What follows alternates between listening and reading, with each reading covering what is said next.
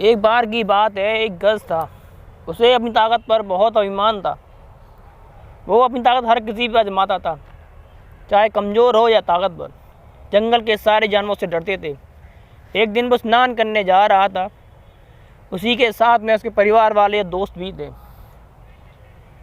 वो आया जंगल उजाड़ते हुए, पेड़ उखाड़ते हुए चला जा रहा था।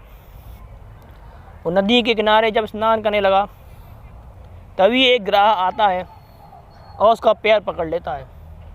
वो अपनी ताकत बहुत आजमाता है, कभी ग्राह उसे अंदर खींचता है तो कभी गज उसे बाहर खींचता है। ऐसा चलता रहता है। उसके परिवार वाले और उसके दोस्त उसकी बहुत मदद करते हैं, लेकिन कुछ नहीं कर पाते। आखिर में उसके परिवार वाले दोस्त का साथ छोड़ के चले ही जाते हैं। वो बहुत उदास हो जाता है। तब उसे भगवान का स्मरण होता है। वो आर्तभाव से भगवान को याद करता है और कहता है, हे दीनानाथ, हे दीन बंधु, हे करुणा निधान, मेरी रक्षा कीजिए। मैं अपने मत के अभिमान में सब कुछ भूल गया था, अपनी ताकत हर किसी पर आजमाता था। आप तो दीनों के नाथ हैं, अपने भक्तों की गलतियां माफ़ कर देते हैं। कृपा करके मेरी भी गलती क्षमा कीजिए और मुझे भक्ति का दान दीजिए। भगवान हरि वहाँ प्रकट होते हैं और उस गज को उस ग्राह से छुड़ा देते हैं और उस ग्राह को भी मुक्ति मिल जाती है और गज को भी।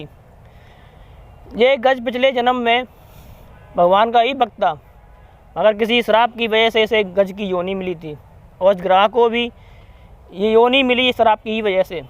और भगवान के दर्शन करने से दोनों को मुक्ति मिली है। ये तो ऐसा स्वाभाविक ही है दोस्तों, कि जब इंसान में मुसीबत आती है तो सबसे पहले उसके परिवार वाले ही साथ छोड़ते हैं। इसलिए हो सके तो भगवान का स्मरण कभी मत छोड़िए। दुख हो या सुख, भगवान को ही याद करते रहिए, क्योंकि भगवान हर घड़ी हर पल आपका साथ देगा। जय श्री